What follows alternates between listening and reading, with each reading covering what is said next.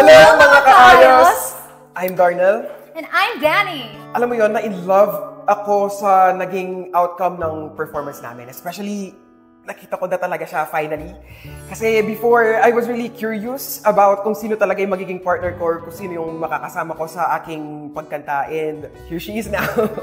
I have always been curious to how he sounds. Kasi unang dinig ko pala, sabi ko, wow, suave. Parang siyang very, sino to? Si Frank Sinatra, like a Bublé.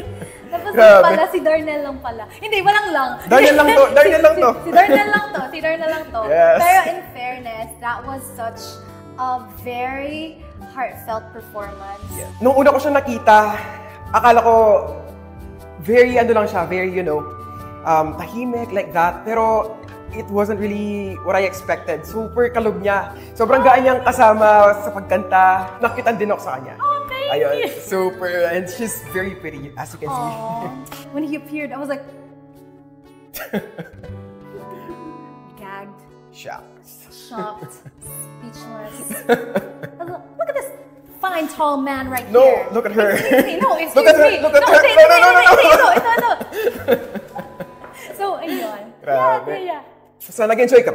So, my message for Daniel, of course, syempre, ngayong nakapasa tayo sa next round, gusto kong magbigay sparkle with each other and to our audience. The message ko for you is I hope that I get to work with you really well for the rest of the show. Thank you. I feel like yung na-form natin na kilig and OA sa stage a while ago, let's bring it more towards the competition! Yes. Thank you mga kaayos!